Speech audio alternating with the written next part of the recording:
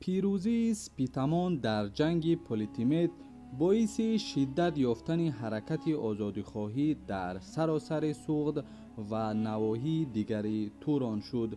باختر نیز سر بلند کرد. سپیتمان به رقیب اصلی اسکندر تبدیل یافت. بعد از واقعه پولیتیمت سپیتمان دوباره به جانب سمرقند روان شد تا آن را از دست یونانیان بیرون آورد. محاصره مراکن روحیه آزادیجویی مردم تاجیک را تقویت بخشید. نواحی سوغد زیر نظارت سپیتمان و شورشیان قرار گرفت. اسکندر از روند حادثه بسیار نگران شد و تصمیم گرفت تمام نیروی خویش را برای سرکوبی شورشگران تاجیک سفر برنماید. وی با مقصدی که شورش آزادیخواهی مردم محلی را فرو نشاند خود با لشکر مجهز قصد سمرقند نمود. طبق برخی از اطلاعات منابع معتمد، اسکندر قبل از اینکه به سمرقند روان شود توانست تعداد نظامیان خود را از حساب سربازان زرخرید تا به 19,000 رساند. خشم اسکندر برای فرو نشانیدن شورشگران سوغد و باختر انتها نداشت. احتمال می رود که اسکندر از شهر اسکندری آقسا خوجند کنونی حرکت نمود و در مدت 3 روز 1500 استادی راه را طی کرد و صبح روز چهارم به سمرقند رسید.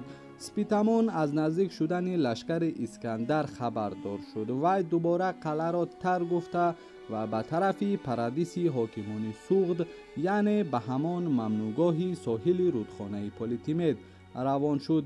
اسکندر با لشکر خیش به دنبال پیدا کردن سپیتمان افتاد، اما بعد از طی کردن فاصله معین از قصد خود دست کشید و ناگهان لشکر را به طرف سمرقند برگردانید.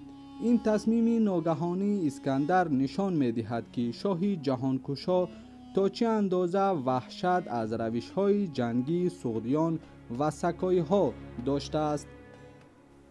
اسکندر در راهی بازگشت با دسته کراتر که از سپهسالارانی با تجربه وی بود یک جا شد. طبق فرمان لشکر مقدونی دست به قتل و غارت ملک سوغد زدند. قلعه ها و روستاها همه به آتش کشیده شدند. در این یورش مردم زیاد پیر و جوان، زن و مرد و هزاران بچه های بگناه به قتل رسیدند. تعداد قتل شدگان تاجیکان سوغد را مورخان دوران عتیقه به 120,000 نفر گفتند. مورخان عهد عتیقه در خصوص تعداد کشته شدگان سربازان اسکندر سکوت اختیار کردند که شاید به خاطر افشا نکردن واقعیت حال باشد. تلفات لشکر اسکندر در این جنگ کم نبود. گروه گروه به قتل رسیدن سربازان مقاوم و میهندوست که همگی قهرمانان گمنام تاجیک بودند نشانگر شدت غضب اصطلاحگران است. در هر حال اسکندر مجبور شد که برای شکست نیروی شورشگران علاوه بر آن تعدادی که در آغاز عملیات داشت از ملوک غرب باز 19,000 سرباز نیروی کمکی بگیرد. انجام قتل عام و جمع‌آوری نیروی نظامی جدید از یک سو نشانگر شدت و وسعت غضب اسکندر در برابر شورشگران باشد، از سوی دیگر اشاره مستقیم بر عظمت و نفوذ نهضت آزادیخواهانه اجدادان ما تاجیکان می باشد. دلیری و جسارت تاجیکان سوغد در جنگ ضد استیلاگران و دفاع از آزادی و خاک و بوم خویش حتی برای مورخان یونانی زیاده حیرت انگیز بوده است که در آثارشان از مردانگی دشمنانشان توصیف کردند. چنانچه مورخ کوینت کورتسکی نگاشته است که یونانیان 30 تن از اشرافزادگان سوغد را به اسارت گرفتند، ولی آنها سری تسلیم به اسکندر نآوردند. پس از آن برایشان حکم قتل صادر شد و هنگامی که آنان را به قتلگاه می بردند همگی خونسرد و به سوی مرگ سرودخوانان می رفتند. اسکندر فاتح و سپاهیانش در طول یورش خویش همچنین مردانگی را ندیده بودند. از اراده قوی جوانان سوغد انگشت حیرت به دندان تعجب می‌گزیدند. این امر بار دیگر نشان می دهد که جسارت و مردانگی حتی قلب و احساس ظالمان را آرام نمی گذارد. با وجود اینکه اسکندر به جدی پیگیری قضیه سپیتمان بود، ولی باز هم نتوانست به طور قطعی یورش جدید و حل کننده به مقابل شورشیان سوغد انجام بدهد. جنگ‌های لشکر مقدونی در حدود سوغد، باختر و سرزمین اقوام صحراگرد به اسکندر نشان داد که فقط با راه جنگ نمیتواند روحیه آزادیخواهی مردمان این نواحی را شکست داد. تصرف ولایت‌های سوغد و باختر و تابعی سرزمین‌های سکایی ها به مراتب دشوارتر از ملوک پارس بود. اسکندر زمستان سالهای 329 و 328 پیش از میلاد را در باختر سپری کرد. در این مدت وی توانست با پادشاه جدید سکایی های آن سوی سیردریا و شاه خوارزم به اسم فرسمند که بسیار مقتدر بود عهدنامه ببندد. اما شورش سوغدیان در سراسر سرزمین سوغد همانا ادامه داشت. باختریان نیز علیه مقدونیان و گماشتگان آنان قیام می‌کردند. اسکندر مجبور شد که با شتاب به جانب رودخانه امودریا روان شود و در ساحل رودخانه اردوگاه بزند. اسکندر از وضع پیش آمده در باختر سخت نگران بود. شورش سوغدیان و باختریان هر لحظه می توانست نهاد امپراتوری را به لرزه درآورد. اسکندر از وسعتیابی قیام آزادیخواهی اقوام آریای شرقی، سوغدیان، باختریان و سکایی ها در هراس بود.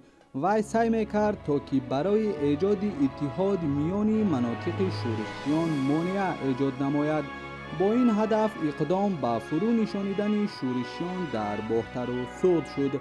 طبق فرمان او سپهسالارانی با تجربه مقدونی و یونانی با لشکری مجهز به جانب باختر روان شدند. فرمانده کل این بخش را بر عهده کراتر دادند.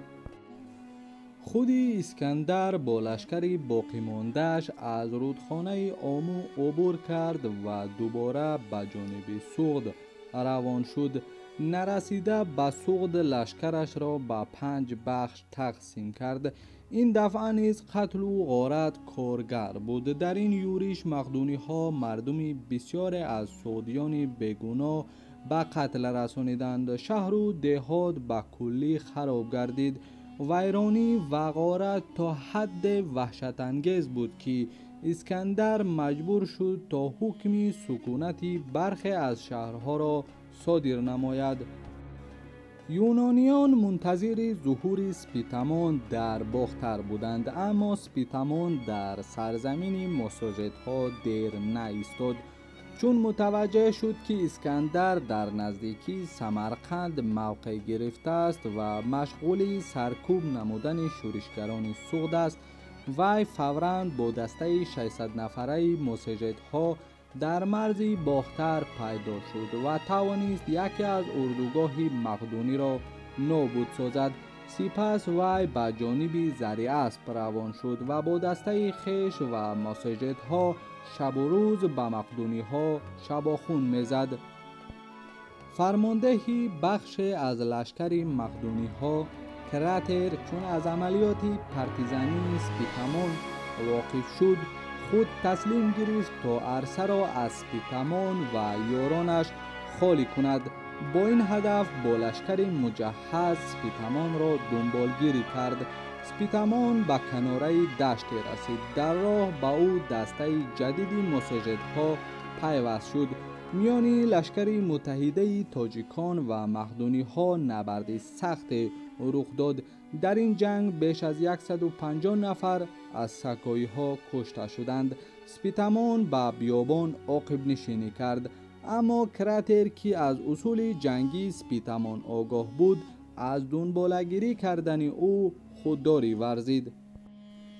بعد از این واقعه نیز شباخون و عملیات پرتیزانی سپیتمان و یارانش ادامه می‌یافت. مقدونی ها سخت نگران بودند. اسکندر زمستان را در شهر نوتاق باختر سپری کرد. علت اقامتش در اینجا آن بود که میخواست به افزای سود و باختر ناظر باشد. نگرانی های اسکندر از وضع سود و باختر سبب داشت. شورشیان هنوز دارای قدرت بودند و حتی به دسته های پیشگرد لشکر مقدونی هجوم میکردند. در نواری آینده درباره سرانجام کار اسپیتمان خواهیم گفت. پس با ما باشید.